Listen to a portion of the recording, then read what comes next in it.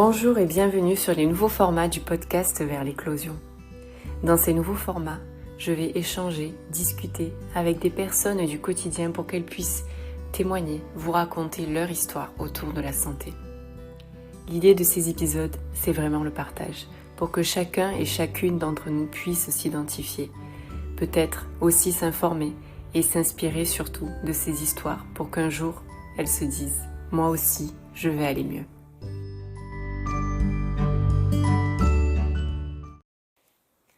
Bonjour à tous et bonjour tout le monde. Nous voici sur le premier épisode partagé où je vous laisse la parole. Aujourd'hui, je vais échanger avec Océane que j'ai eu le plaisir de rencontrer il y a de ça, je crois, maintenant 1 an. Oui. Bonjour Océane. Bonjour à tous, bonjour Marion. Est-ce que tu pourrais te présenter pour les personnes qui nous écoutent ? Bien sûr, donc je m'appelle Océane. Donc moi j'exerce sur Calas en somatothérapie et en yoga somathérapie, qui sont des approches orientées autour du corps et de la psyché, donc qui vont mêler à la fois l'aspect psychique et corporel pour intervenir sur une globalité de l'être. Et donc en somatothérapie, c'est de l'ordre de la séance individuelle. En yoga somathérapie, on est plus sur des thématiques de groupe ou parfois individuelles aussi. D'accord. Merci pour cette présentation assez complète te concernant. Aujourd'hui, tu m'as dit que tu voulais parler des messages du corps. Oui. Pourquoi ce sujet? Est-ce que tu peux expliquer pourquoi c'est un sujet qui te plaît, en tout cas qui te tient à cœur et que tu voulais partager aujourd'hui? Oui, bien sûr. Alors il y a une chose que j'ai pas dite, c'est que j'ai nommé mon activité le corps la clé. Et c'est pas pour rien, effectivement, si je l'ai nommé comme ça, c'est que j'ai longtemps vécu dans ma tête. J'ai beaucoup travaillé aussi dans des approches comme la psychologie, par exemple, ou la psychothérapie, où on a vraiment une approche, une porte d'entrée en tout cas, qui vient toucher plutôt le côté mental, et qui ne relie pas forcément le corps. Aujourd'hui, ça se fait de plus en plus, tant mieux, mais c'est vrai qu'il y a encore une décennie en arrière, c'était pas encore quelque chose de très présent. Et je crois que comme beaucoup de personnes sur cette terre, je vivais la plupart du temps en dehors de mon corps. Et jusqu'au jour où il y a mon corps qui m'a lancé tout un tas de signaux d'alarme pour me demander gentiment de revenir à lui. Et c'est vrai que ce retour au corps est pas forcément évident. On nous apprend pas à le prendre en compte dans notre enfance, dans l'éducation. Il y a eu, à l'époque, il y a 10 ans encore, très peu de médecine alternative, on va dire, qui pouvait nous guider dans cet espace-là, en dehors du yoga pour le coup. Donc c'est aussi pour ça que je suis venue au yoga.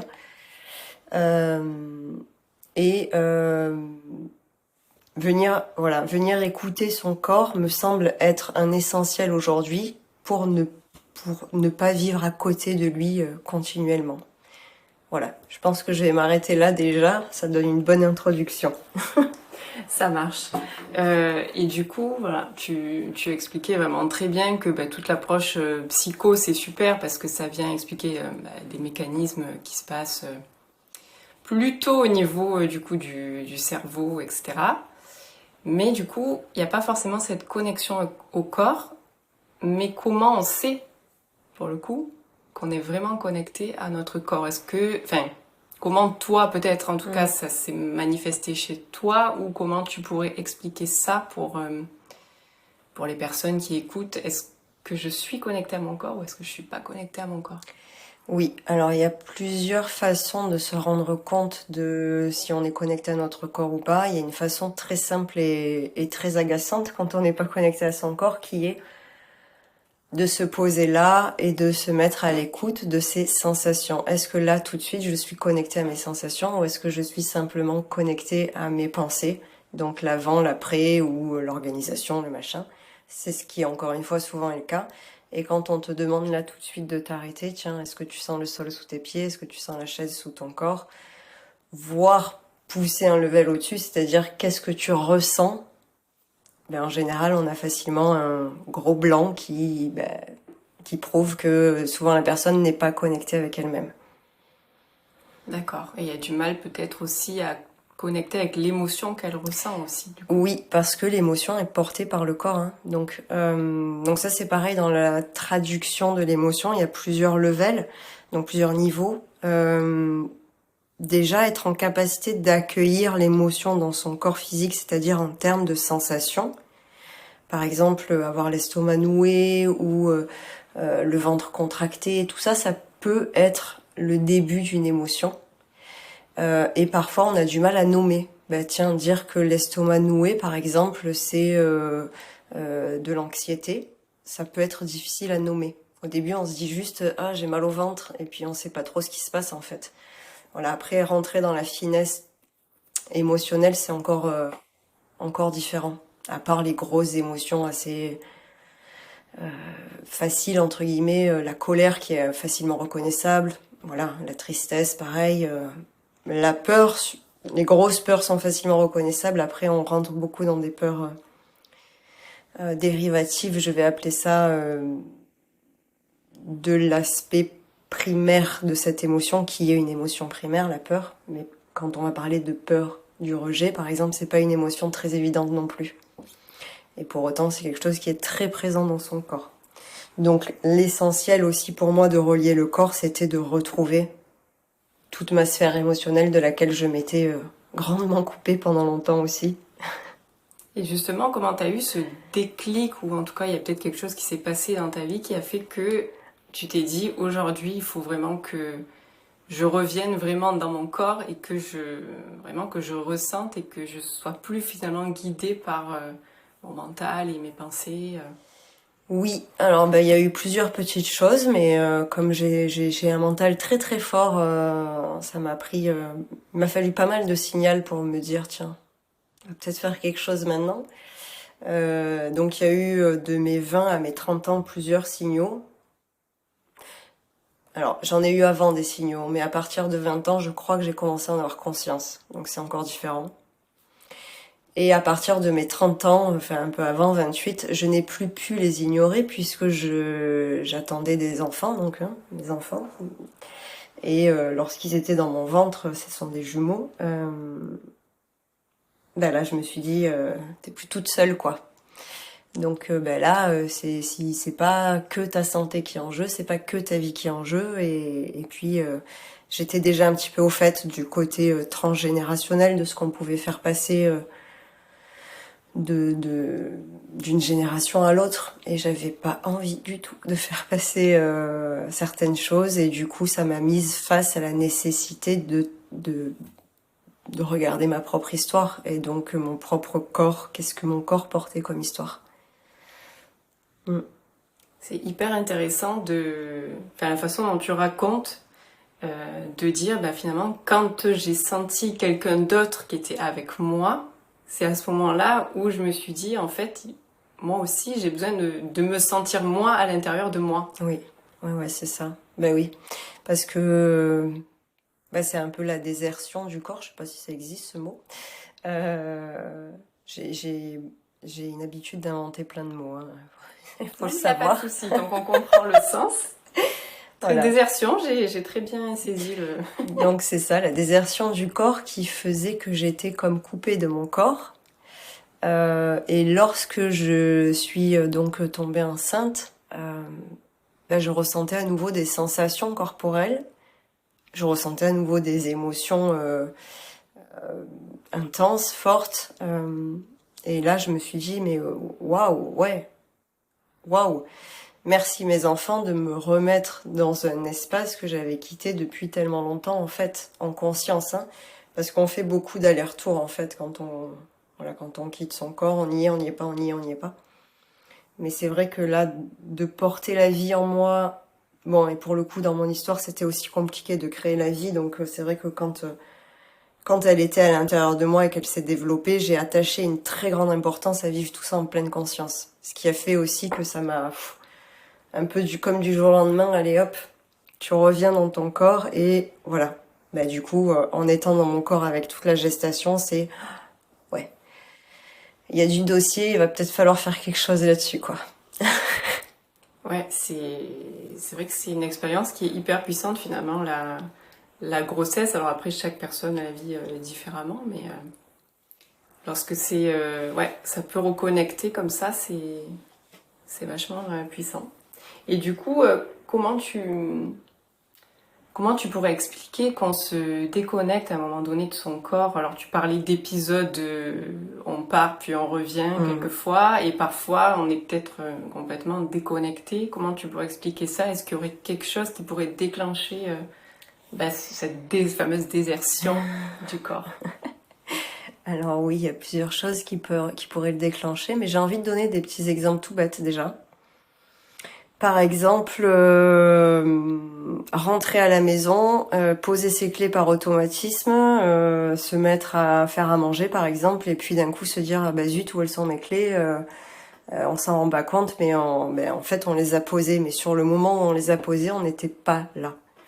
Et c'est le même concept qui se passe quand on est ou quand on n'est pas dans notre corps en fait, justement. C'est on entend beaucoup parler du pouvoir du moment présent, mais c'est exactement ça, c'est-à-dire l'enracinement, l'ici et le maintenant. Mais le ici implique ici dans mon corps. Et le maintenant, voilà, c'est la temporalité. Hein. Mais on est dans un espace-temps qui est habité. Si je déserte l'espace et que je suis que dans le temps, ben c'est là que j'ai beaucoup de chances de tomber dans le mental. Donc, et le temps me fait balader entre le passé et le futur. Si je n'ai pas l'ici. Ça, c'est quelque chose que je faisais beaucoup. Perdre mes clés, mon téléphone, rentrer à la maison et puis me dire bah tiens, j'ai même pas capté que je roulais. Jamais, jamais là en fait. Hein. Toujours dans l'après, dans l'avant, mais jamais dans l'ici et maintenant. Et c'est vrai que ça m'a pris encore quelques années pour me rendre compte que c'était parce qu'il n'y avait pas ce côté corporel en fait. Et pourquoi il n'y avait pas ce côté corporel? Parce que je voulais fuir mes émotions. Donc les raisons qui font que les personnes sont beaucoup en dehors de leur corps, je crois que c'est un gros phénomène sociétal qui fait que depuis notre plus jeune âge, ça change aujourd'hui avec la génération d'aujourd'hui.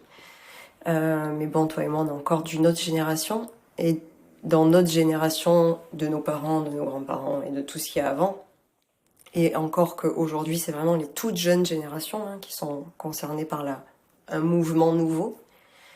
Donc avant, c'était beaucoup une éducation mentale. C'est-à-dire, on nous apprend à penser, à être des êtres performants en termes de rentabilité et de pensée.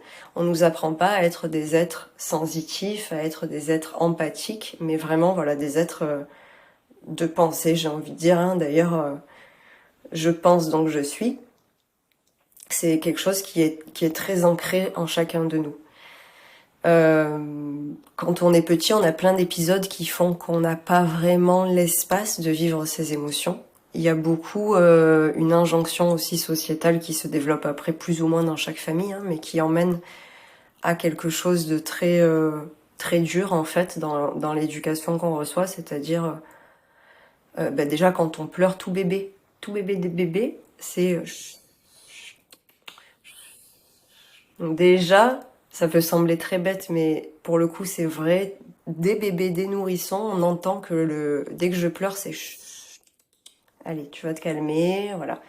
Quand je tombe, quand je suis un jeune enfant, que je cours dans la rue, que je tombe, c'est pareil. Oh, ben pleure pas, ça va aller, ça y est, c'est fini. On ne nous autorise jamais des espaces pour vivre l'émotion qui est présente. Et le fait de pas la vivre sur le moment M, ben l'émotion, elle va s'engrammer quelque part en nous, elle va rester quelque part dans notre corps, et notre corps à terme va nous dire je suis là, tu ne m'as toujours pas vu, toujours pas entendu, toujours pas vécu. Et au plus on va accumuler, au plus le corps va être chargé et potentiellement par la suite déclencher des symptômes divers et variés. Donc ça c'est des raisons simples j'ai envie de dire mais qui sont très ancrées, j'insiste parce que vraiment à un niveau sociétal c'est très fort la façon qu'on a de ne pas vivre nos émotions. Professionnellement aussi c'est pareil, hein. On nous dit facilement tu es trop sensible, on n'a pas de place pour ça, il faut performer quoi. C'est ça qui prime. Et après, il y a des événements effectivement qui peuvent être traumatiques et qui emmènent petit à petit la personne à se dissocier de son propre corps parce que les émotions sont trop intenses. Et donc la façon de ne pas vivre complètement ces émotions ou pas du tout, c'est de lâcher le corps en fait. Puisque je le répète, le corps est le lit des émotions. Ouais, je crois que tu soulèves quelque chose d'hyper...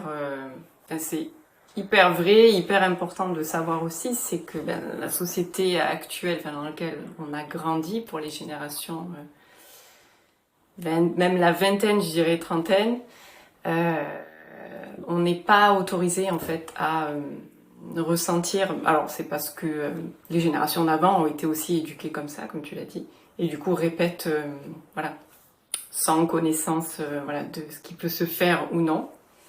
Donc ça, effectivement, c'est hyper important de vraiment s'autoriser à être soi en fait, parce que les émotions font partie de soi. Donc Oui, complètement. Mais j'ai même envie d'aller plus loin. Hein. C'est quelque chose d'ancré à un niveau millénaire en fait, hein, qui rejoint le concept même de la religion, enfin des religions. C'est-à-dire les émotions sont un peu comme le démon. Hein. Voilà, c'est un peu le truc à bannir. Parce que dans les émotions aussi, il y a toute une part de réceptivité qui à la base est plutôt portée par l'énergie féminine. C'est plutôt la femme qui, dans le couple, c'est vrai que la personne qui va consoler l'enfant, c'est plutôt la femme en général qui portait ce rôle-là, en tout cas jusqu'à il y a pas longtemps. Donc tout ce côté très réceptivité, voilà, c'est plutôt porté par la femme et on vit quand même dans une société très patriarcale depuis des millénaires, qui fait que ça aussi, ça a participé à l'injonction qui fait que les émotions, voilà quoi. oui, c'est un petit peu encombrant en fait, et on se dit qu'on n'a pas besoin de ça, mais en fait on peut pas y échapper parce que ça fait partie de la nature humaine, et même voilà, les animaux aussi ressentent des émotions, donc en fait on peut même pas aller contre ça, on n'est pas des robots, donc du coup Tout à fait. c'est vraiment important de laisser cette place-là. Donc c'était un premier point qui était hyper important à redire si jamais c'était quelque chose dont vous aviez déjà connaissance. Et après tu parles aussi de trauma, d'événements traumatiques. Alors je sais que lorsque moi j'utilise ce mot-là, et les personnes ne s'identifient pas forcément parce qu'elles voient des choses qui sont arrivées dans la vie d'un enfant par exemple qui est vraiment horrible, mais en fait le trauma ça peut relever aussi de choses beaucoup plus banales, mais qu'en fait va venir s'inscrire comme quelque chose de traumatisant dans le corps. Quelle serait toi ta définition du trauma pour le coup ? Alors je te rejoins tout à fait, il y a énormément de personnes qui n'arrivent pas à s'identifier avec ce mot, traumatisme, et il y a même des personnes qui ont peur de ce mot inconsciemment. Parce qu'elles pensent qu'un traumatisme est lié à un événement. Or, ce n'est pas du tout le cas. Un traumatisme n'est pas lié à un événement, mais à la façon que l'on a de vivre l'événement. Et il y a des événements qui ont un potentiel traumatique plus fort que d'autres. Et il y a des personnes qui vont avoir une résilience moins élevée que d'autres. Non pas parce qu'elles sont moins, mais simplement parce qu'elles ont une histoire qui les a conduites à avoir une capacité de résilience qui est effectivement moins développée que son voisin ou sa voisine. Mais c'est pas parce qu'encore une fois cette personne est moins compétente, c'est juste qu'elle porte un sac à dos qui est plus lourd, j'ai envie de dire. Donc ma définition du trauma serait celle-là, effectivement, c'est lié à la façon que l'on a de vivre un événement ou des événements répétés. Et là aussi, c'est très important cette notion-là, parce que souvent les personnes pensent à un seul événement unique, par exemple une catastrophe, un tsunami. Effectivement, ça va engendrer pas mal de traumatisme chez les gens qui ont vécu le tsunami. Mais on pense pas nécessairement aux multiples scènes de violence dont on peut être témoin ou sujet, acteur, actrice lorsqu'on est enfant. Alors c'est pareil, quand on pose le mot violence, les personnes se disent tout de suite ah ben non, tout de suite c'est la ceinture, le martinet, mais non, on ne parle pas que de ça en fait. La violence, c'est aussi la violence des mots, c'est la violence des regards, la violence du silence, la violence de la négligence, et des réactions, c'est-à-dire du fait de faire culpabiliser son enfant, de vouloir... c'est parfois inconscient, souvent inconscient, hein, parfois l'humilier, parfois le rabaisser. Voilà, donc tout ça c'est violent et en fait c'est pas des choses qui en général se produisent qu'une seule fois. Et là pour le coup l'enfant pourrait avoir la capacité de résilience suffisante pour dire bon bah c'est un événement isolé et à côté de ça bah, je vois que j'ai une famille soutenante et aimante et qui m'aide à me développer et à grandir donc c'est ok, je sais gérer ce qui s'est passé là. En revanche si c'est quelque chose qui se produit tous les jours sur des années répétées et qu'en plus l'enfant n'arrive pas à trouver d'adultes référents auprès de qui se sentir réellement en sécurité, c'est-à-dire sans être soumis à des scènes de violence. Et là aussi c'est intéressant le concept de douche froide, douche chaude que peuvent avoir le rôle de parents. C'est-à-dire qu'un parent aujourd'hui encore hein, est en capacité du je t'aime moi non plus. C'est un jour je t'aime mon enfant et je vais te donner le meilleur, te prendre dans les bras parce que c'est vrai, le parent aime son enfant et à la fois être capable du pire, c'est-à-dire ce que t'as fait c'est mal, enfin tu es une personne mauvaise, regarde à cause de toi la réaction que j'ai eue, et à cause de toi ta sœur elle pleure, voilà ce genre de choses qui sont très culpabilisantes et l'enfant bah du coup il est complètement dévasté intérieurement mais voilà s'il a pas d'adulte auprès de qui aller comprendre cette situation sans référer, ça peut créer des multiples traumatismes qui finissent par devenir des traumas, ce qu'on appelle des traumas complexes, et donc générer des énormes capacités de quitter son corps. On va rentrer dans ce qu'on appelle la dissociation. D'accord. Et du coup, tu disais qu'une personne qui avait un gros bagage avait une capacité de résilience qui était en tout cas peut-être plus difficile à atteindre. On va pas dire pas moindre, mais plus difficile à atteindre. Mais quelles ressources cette personne pourrait trouver pour arriver à se libérer de ces traumas-là, à se reconnecter à son corps pour faire sortir justement toutes ces émotions en fait qui ont été gardées et qui n'ont pas été libérées quoi. Je crois, en tout cas à titre personnel, moi ce qui m'a aidé c'est, comme je l'ai dit au début, pas tant les thérapies que j'ai pu faire à un niveau psychique, mais les thérapies qui ont commencé à aborder à la fois le corps et le mental. Parce que là j'ai vraiment pris... le corps du coup rejoint l'ici, hein, c'est ce que je disais tout à l'heure.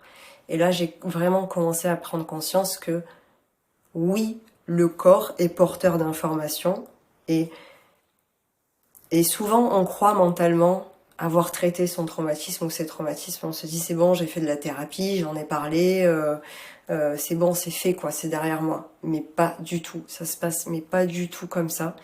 Et alors c'est pareil, cette semaine j'ai reçu une personne aussi qui m'a dit exactement la même chose, c'est-à-dire c'est bon, j'ai traité l'information, c'est pardonné, je suis allée voir les 3 personnes en cause dans mes traumas, je leur ai toutes pardonné, c'est quelque chose qui est derrière moi, mais non en fait.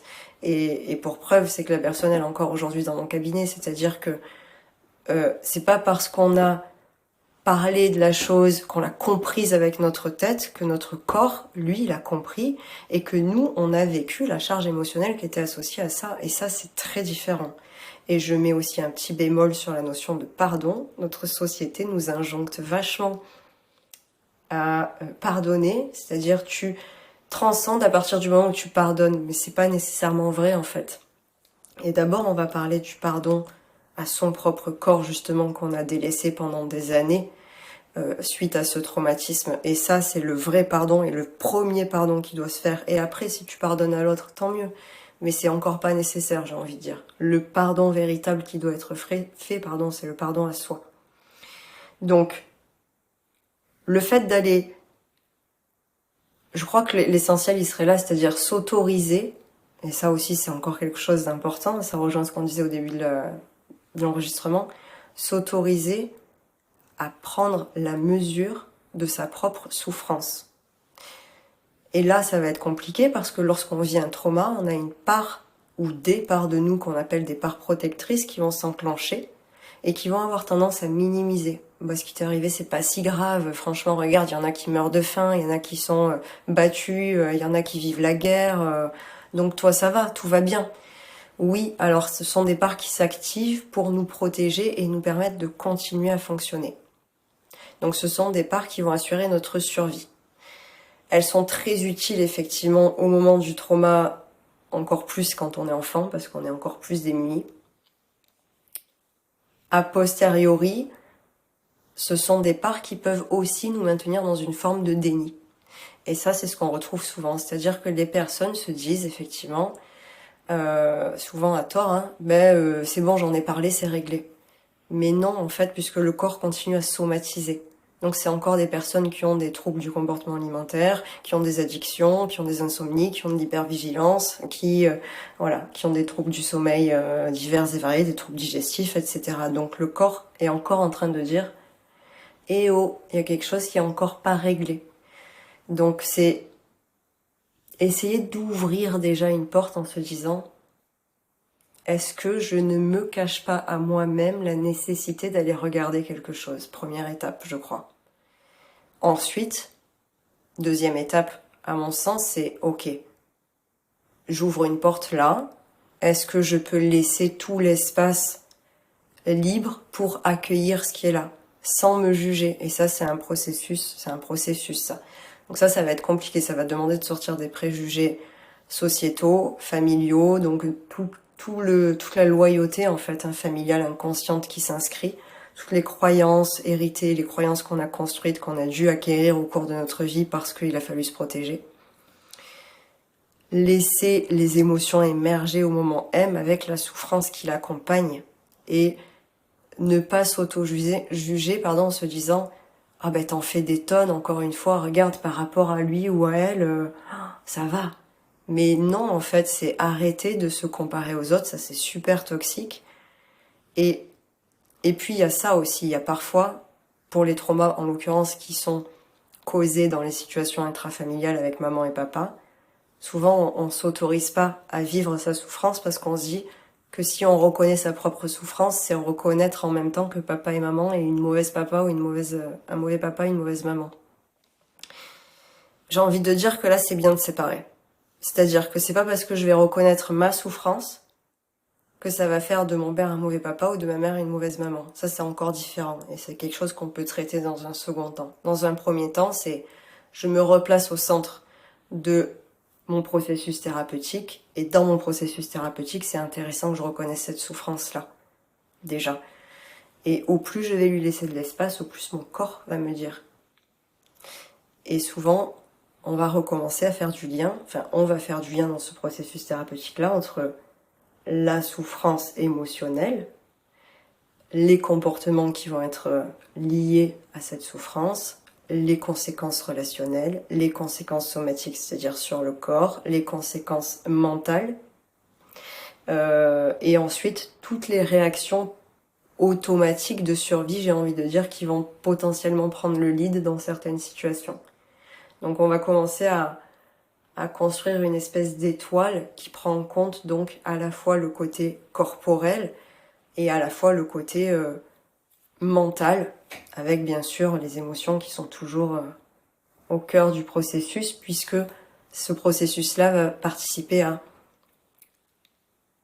petit à petit décharger la charge émotionnelle qui est restée accumulée. Et là, c'est intéressant aussi de ne pas le faire de 0 à 100.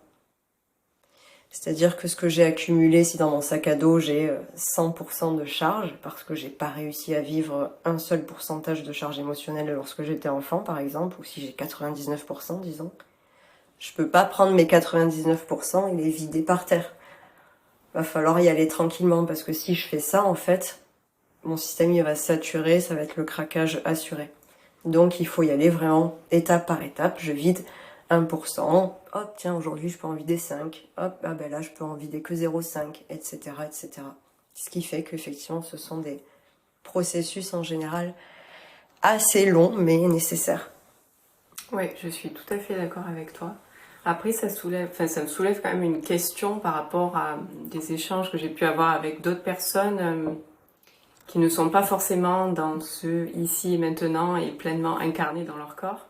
C'est des personnes qui pourraient avoir peur en fait de ce qu'elles pourraient découvrir. Et du coup, je me dis, est-ce que toute personne est à la capacité un jour de pouvoir faire ça, ou est-ce que c'est trop dur pour ces personnes d'être vraiment dans leur corps finalement? J'entends tout à fait ce que tu dis. Je crois que toute personne a la capacité de le faire à partir du moment où elle trouve un accompagnement approprié pour elle, qui va respecter son rythme. Et là, c'est super important de rentrer dans un processus thérapeutique qui respecte le rythme de la personne. Il y a des personnes qui vont pouvoir aller très vite parce que peut-être qu'elles ont déjà plus avancé dans le dossier. Il y a des personnes qui sont au début, lorsqu'elles rentrent dans le processus, et elles ont besoin d'aller doucement. Et là, c'est pareil, on va rejoindre la capacité de résilience, entre guillemets, c'est-à-dire, voilà, on n'a pas toutes et tous le même rythme, et c'est complètement ok. Et dans ce processus thérapeutique, il y a une autre chose qui est importante, c'est la part de ce qu'on va appeler la stabilisation, c'est-à-dire l'importance qu'on va donner à recréer un espace sécure pour la personne, puisque c'est un espace qu'elle ne connaît plus ou pas, parfois. Donc c'est, entre parenthèses, recréer cet espace de sécurité déjà, et ensuite, je peux plonger dans le trauma. Et lorsque je parle de plonger dans le trauma, on va pas forcément aller revivre les scènes traumatiques, hein.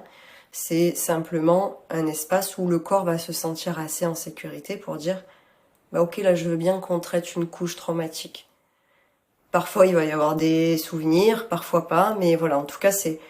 Et donc ça c'est par petite dose en général, donc c'est beaucoup de stabilisation, donc de mise en sécurité, un peu de couche traumatique, et puis stabilisation, et puis voilà.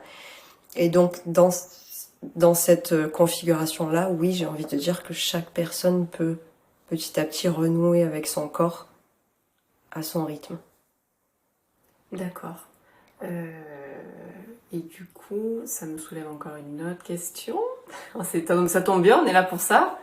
Est-ce que sans partir dans directement une thérapie, parce que ça aussi c'est un mot qui fait vachement peur, est-ce qu'on peut soit se poser un jour chez soi et se dire ok, je vais essayer pendant 30 secondes, 1 minute, 2 minutes, me poser et essayer de ressentir, ou c'est pas forcément quelque chose que toi tu conseillerais de faire parce que il peut sortir des choses, ou est-ce que ça sort que quand c'est vraiment sécurisé que ça doit sortir?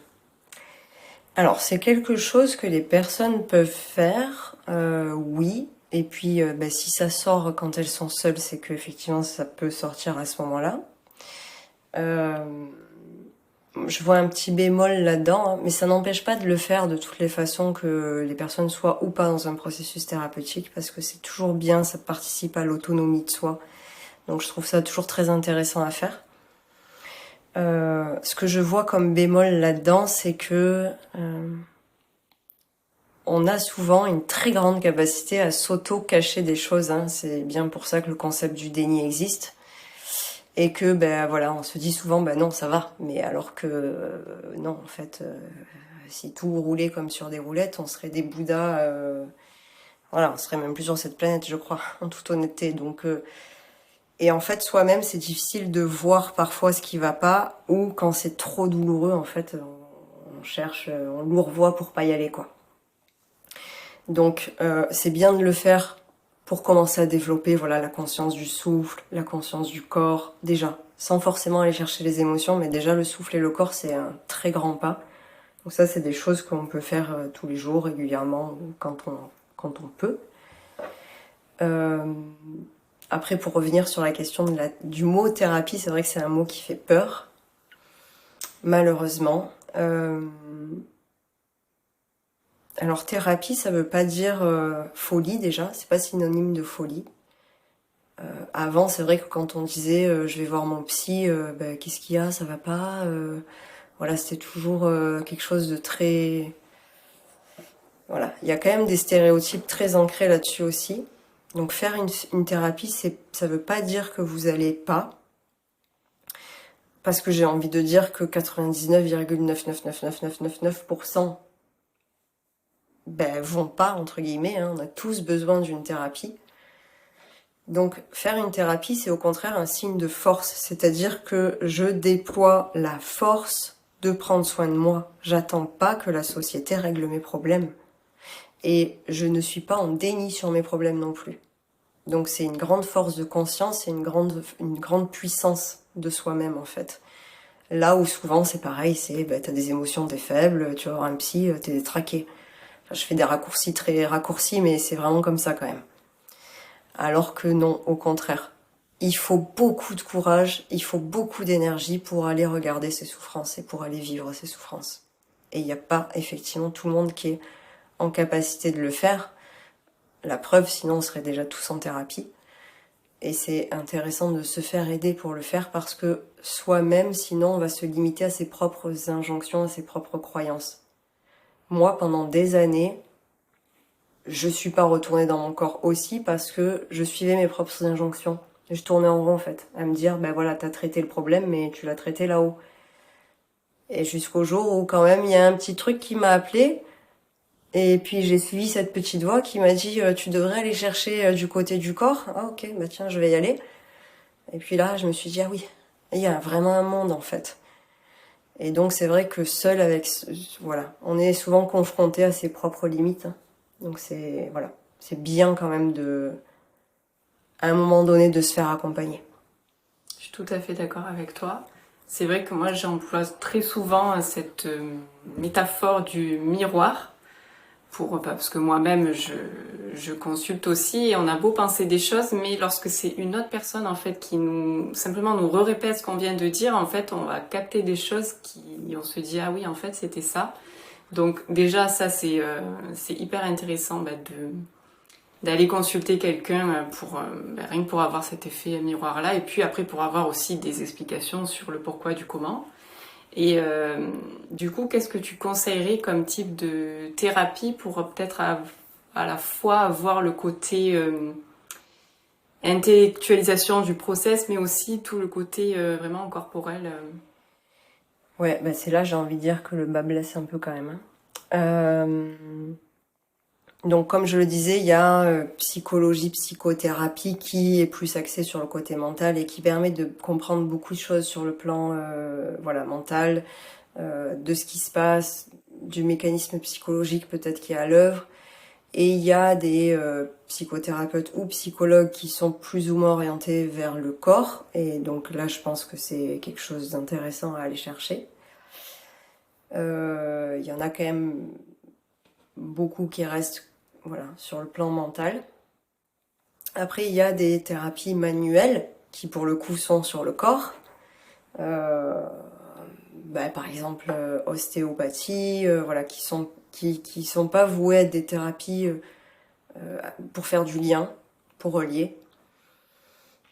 Tout ce qui est de l'ordre des massages, qui vont prendre en compte le corps, mais pas forcément aller plus loin. Après, on a toutes les thérapies énergétiques qui peuvent être intéressantes aussi.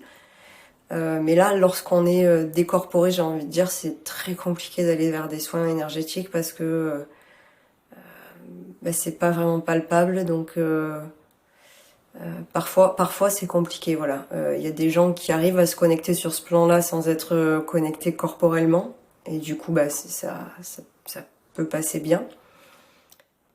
Parfois, ça peut être comme pas compris ce qui s'est passé, quoi. Et c'est donc pour ça que j'ai, en l'occurrence, moi, créé cette forme d'accompagnement qui s'appelle la somatothérapie. Donc la somatothérapie, c'est pas quelque chose que j'ai créé, c'est quelque chose qui existe en soi, hein, le nom en tout cas, somatothérapie. Soma, ça vient du corps vivant, puis voilà, thérapie. Moi, ce que j'ai créé, c'est le contenu de cette approche qui est particulière à moi. En tout cas, je pratique pas la somato comme tout le monde la pratique. Mais je crois que de manière générale, c'est une approche qui reste très intéressante puisqu'on rentre dans la thérapie psychocorporelle. Après, il y a beaucoup de somatothérapeutes qui sont effectivement très orientés aussi corps, sans forcément relier. Moi, j'ai vu en tout cas deux somatothérapeutes et une somatopathe, voilà, qui commençaient à faire du lien. Donc je sentais que là, il y avait quelque chose d'intéressant à faire, mais ça allait pas assez loin à mon sens encore, puisque comme je l'ai déjà dit, je suis très mentale. Donc même si je déploie tous les trésors du monde pour relier mon corps là, j'ai quand même beaucoup besoin de comprendre les choses, de savoir ce que je fais, pourquoi je les fais. Et donc c'est pour ça que moi je le travaille d'une façon aujourd'hui qui va vraiment relier la lecture du corps, donc où est-ce que ton corps il en est là aujourd'hui, tissulairement parlant, cellulairement parlant, dans chacun de ces systèmes. Quels sont les messages que ton corps a à t'apporter aujourd'hui par rapport à là où il en est? Quelles sont les voies de recherche que tu peux mettre en place? Donc on va creuser ensemble potentiellement les sujets qui sortent par rapport à ça. Et du coup ça peut nous emmener à retracer l'histoire, à mieux comprendre l'histoire. Je peux expliquer des mécanismes à la personne sur ce qu'elle a vécu, ce qu'elle vit, sur ses doutes, sur sa confusion. Avec donc tout un pan de soutien psychologique, j'ai envie de dire. Et refaire du lien avec donc toute la neurologie et la façon dont le système nerveux va traiter ou pas ces informations, qui est très importante à mon sens, puisque là je vais rejoindre la théorie polyvagale dont on entend beaucoup parler en ce moment aussi, mais qui est tellement intéressante au niveau des traumas en tout cas, qui va nous permettre de mieux comprendre où est-ce qu'on en est par rapport à son trauma et qu'est-ce qu'on peut mettre en place pour vraiment opérer une guérison et pas opérer une guérison juste dans sa tête en mettant un gros déni sur le corps. Donc là, c'est commencer à prendre son corps dans ses réactions quotidiennes, à écouter ce qui se passe là, à refaire du lien avec ses émotions, à comprendre avec sa tête, ah ben oui. Et du coup, c'est vraiment une union de tous les étages qui va se faire. D'accord. Ouais, oui, la théorie polyvagale, effectivement, on en parle beaucoup. Mais c'est hyper intéressant en fait, et je te rejoins aussi sur le côté pensée magique, ça n'existe pas. Et ça, c'est quelque chose qu'on avait vu aussi en formation naturo. Il faut vraiment que ça passe par le corps, ressentir en fait, et pour vraiment libérer la chose. Juste penser le mécanisme dans sa tête, ça ne suffit pas malheureusement. Non. Ça serait tellement bien et génial, enfin, tout le monde serait libéré, je pense. C'est pour ça que beaucoup de personnes qui font des thérapies se disent ça sert à rien de toute façon, c'est tous des charlatans, parce que effectivement, si on reste que mental, ça marche pas. Ouais. Donc oui, il y a des trucs qu'on comprend, on est content au début, puis après on se dit ben ouais, ça fait 2 ans et puis il n'y a rien qui change. Oui, et après il se passe quoi en fait, c'est ça. Donc oui, je suis tout à fait d'accord. Et du coup, pour les personnes que tu accompagnes, qu'est-ce que tu leur conseilles de faire quand elles se retrouvent seules du coup, et qu'il va se passer quelque chose ou pas forcément, que quelque chose peut-être va remonter lorsqu'elles ne sont pas avec toi? Peut-être comment accueillir un message finalement que ton corps t'envoie, ou une émotion Alors, effectivement, c'est une très bonne question. C'est déjà, dans n'importe quelle circonstance, faire de la place à ce qui est là, dans la mesure où je suis capable de l'accueillir. Et ça aussi, c'est intéressant de ne pas se forcer à aller là où on ne peut pas aller. Donc, s'il y a une très grosse émotion qui remonte, eh bien, si je suis en capacité, effectivement, je vais me poser avec cette émotion ou aller marcher avec cette émotion, peu importe, mais en tout cas, lui faire de la place, c'est-à-dire ne pas être en relation avec autrui à ce moment-là et rester tournée vers moi-même pour vivre cette émotion, que je sois assise, en train de marcher ou peu importe, mais commencer à déployer la fameuse pleine conscience, donc en même temps la conscience de tous mes sens, et j'ai envie de dire particulièrement du sens du toucher interne. C'est-à-dire, tiens, où est-ce que c'est ça dans mon corps? Comment ça se présente? Est-ce que ça tend? Est-ce que ça tire? Est-ce que ça pique? Est-ce que ça fourmille? Qu'est-ce que ça fait dans mon corps? Respirer avec ça. Donc ne surtout pas bloquer sa respiration, donc respirer avec ça. Alors, parfois ça peut emmener vers des crises d'angoisse parce que quand on commence à accueillir une émotion, on commence à réaliser la charge en fait qui va arriver. Et ça peut commencer à hyperventiler dans la respiration et dans la tête à faire peur en fait. Ça vient de ça un peu d'une crise d'angoisse, c'est qu'on va d'un coup se dire que voilà, on va pas y arriver, on va être submergé et puis ça commence à faire peur. Donc c'est pareil, ça, si ça commence à arriver, essayez de le noter. Notez, tiens là j'ai peur d'être submergé par cette émotion. Et continuez à respirer normalement et surtout, au plus vous allez vous sentir submergé par une émotion, au plus il va falloir revenir au corps et au sens. C'est-à-dire, tiens, mes mains là, elles sont sur un bureau, mes pieds sont dans le sol, mon bassin est déposé sur ma chaise, mon dos est contre mon dossier, je sens l'air dans mes narines qui passe. Voilà, je vais pas vous faire tout le détail, mais c'est vraiment revenir aux 5 sens. C'est très important. Qu'est-ce que j'entends Voilà. Et accueillir ça. Et quand je sens que c'est trop, voilà, que je vais pas réussir à accueillir plus d'émotions, bah c'est ok, je lâche. Et dans ces cas-là, soit je me tourne vers quelqu'un pour demander du soutien, de l'aide si j'en ai l'opportunité, soit j'essaye de faire quelque chose pour me changer un peu les idées du coup. Donc là, on va partir dans le processus où on va un peu se dissocier de ce qui est en train de se passer, mais c'est ok. En fait, au début, on est dans cette mécanique-là. Comme j'ai dit, c'est la même chose qu'avec le sac à dos. C'est-à-dire qu'au début, on peut pas faire du 0-100%. Donc si au début, je suis capable d'accueillir que 1 minute de mon émotion, c'est déjà ça.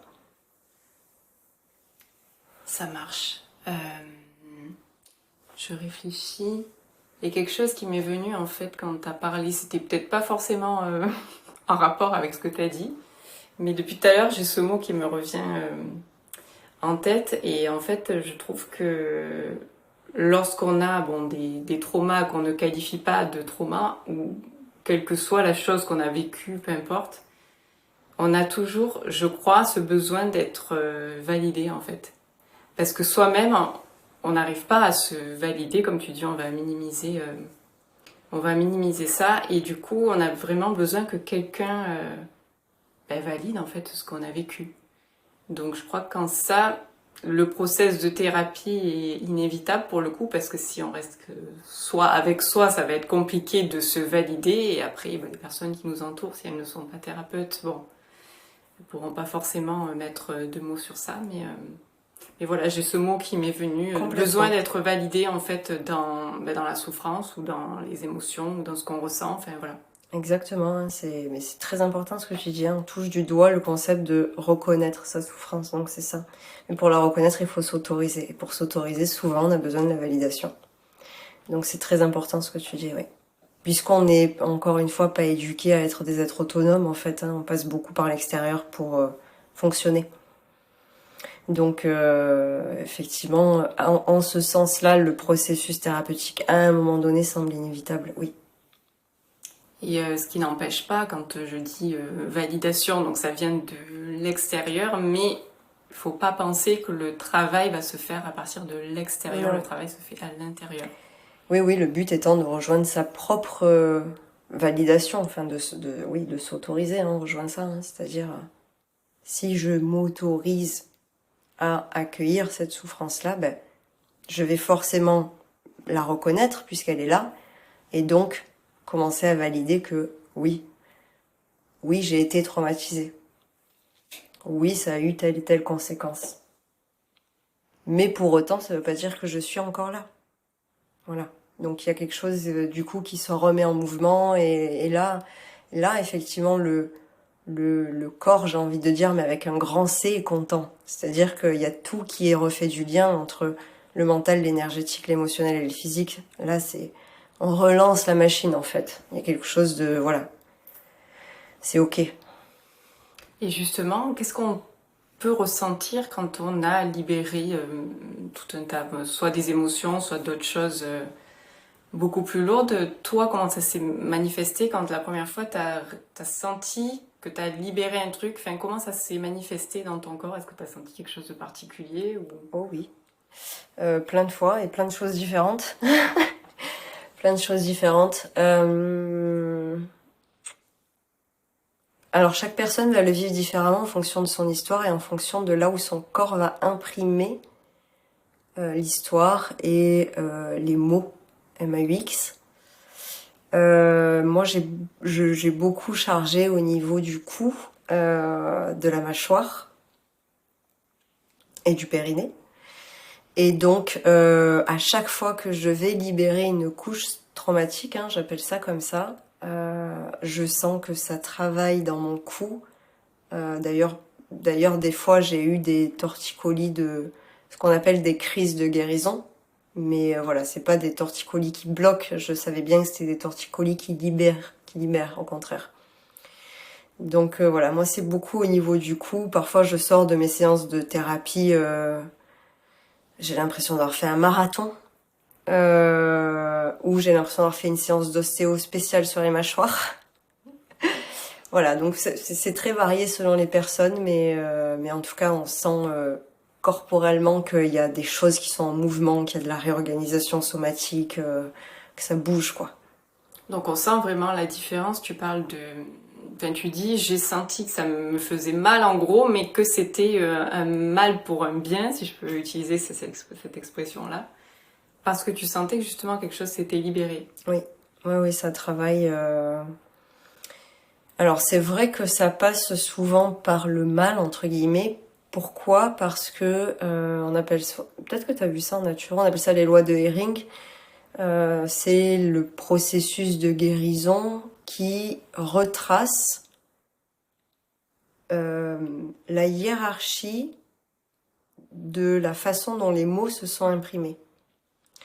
Donc quand on libère, en fait on va repartir des mots les plus profonds jusqu'aux mots les plus superficiels. Et souvent on va retraverser ces mots-là. Et c'est là qu'on appelle ça des crises de guérison. On les retraverse effectivement dans la polarité positive, entre guillemets, si je peux appeler ça comme ça, comme une voie de sortie, mais parce qu'on est en train de les sortir et non pas cette fois-ci dans une voie d'entrée vers l'intérieur, mais plutôt de l'intérieur vers l'extérieur. Et c'est vrai que le corps fonctionne beaucoup comme ça en fait. Pour exprimer, hein, et d'ailleurs je trouve ça très intéressant, les pratiques d'expression corporelle. J'ai envie de scinder ça en expression. Donc une pression qui sort et qui n'est plus là. Voilà, qui se transforme. Et le corps a besoin de ça. Il a besoin d'exprimer. Donc voilà, de faire sortir. Et souvent, ça passe par bobo. Et comment tu pourrais différencier pour une personne alors qui suit ou pas une thérapie, enfin je sais pas vraiment en fait, est-ce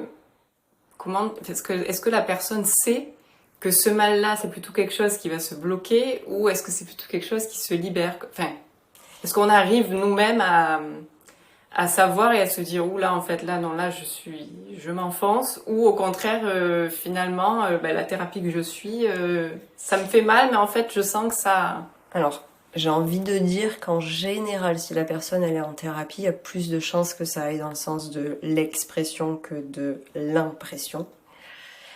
Une personne qui ne suit pas de thérapie ou qui n'en a jamais faite, là c'est compliqué et j'ai envie de dire que c'est intéressant de se connaître soi aussi pour ça, pour savoir où est-ce qu'on en est là, est-ce que je vais dans le mauvais sens ou dans le bon sens. Et tant qu'on n'a pas fait de... Je pose ce mot thérapie, hein, mais on peut le remplacer par accompagnement qui va tout aussi bien et qui en plus redonne le pouvoir à la personne. Hein. Cet effet d'être accompagné dans la connaissance de soi à un moment donné me donne la capacité de savoir où j'en suis. Et est-ce que là, le torticolis que j'ai, il est plutôt pour me dire que, aïe, je suis en train de me coincer ou de me décoincer? Et ça, c'est vrai que, moi, personnellement, en tout cas, avant d'entreprendre mes accompagnements, j'étais un peu perdue avec tout ça, ouais. Donc la connaissance de soi, finalement, elle passe par... elle a besoin de passer par l'extérieur quand on n'a pas appris à se connaître. Faut forcément qu'il y ait... Les deux, c'est ce qu'on disait tout à l'heure. Donc comme je le disais, yoga, le yoga est une fabuleuse façon de commencer à se connaître soi. Et le yoga, c'est quelque chose qu'on peut cultiver en autonomie aussi. Donc voilà, ces petites pauses méditatives, ces petites pauses de yoga postural, ces petites pauses de pranayama, de respiration, tout ça, ça participe petit à petit à se connaître de mieux en mieux. Et c'est aussi toute la pleine conscience qu'on va développer dans la pratique sur le tapis, puis qu'on va exporter en dehors du tapis au quotidien, font que je vais me connaître de mieux en mieux. Avec toujours mes propres limites de mon autosphère, j'ai envie de dire. Et là, c'est vrai que c'est intéressant de passer par l'extérieur.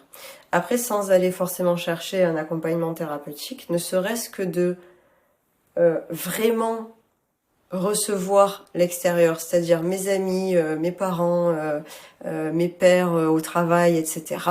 Comment est-ce que vous me voyez?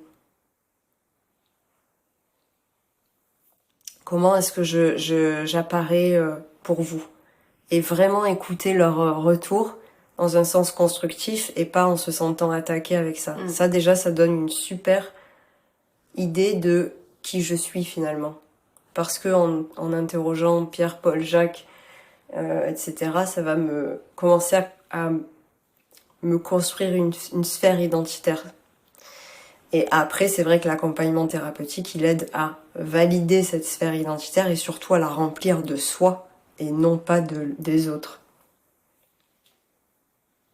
Merci Océane. Est-ce que tu voudrais rajouter peut-être un dernier mot, des conseils? Enfin, on a donné quand même pas mal de conseils, mais peut-être autre chose qui t'inspire là sur le moment? Non, j'ai rien de particulier à rajouter si ce n'est d'être curieux de soi. Effectivement, je crois que la vie, si elle a un but ultime, c'est de nous permettre de nous connaître et de voyager à l'intérieur de soi. Ouais, je crois que le sens profond de la vie, il est là, et au plus on va se connaître soi, au plus on va pouvoir accepter l'autre aussi. Donc si on veut grandir en tolérance, en empathie, en compassion, faites le chemin vers l'intérieur, pas vers l'extérieur. Merci beaucoup. Je vais conclure du coup cet épisode en espérant qu'il vous aura inspiré, qu'il vous aura aidé, qu'il vous aura plu. Et en tout cas, n'hésitez pas, n'hésitez jamais à expérimenter dans votre vie parce que, comme l'a si bien dit Océane, c'est un petit peu le but de notre incarnation. Merci Océane, à bientôt. Merci Marion, au revoir tout le monde.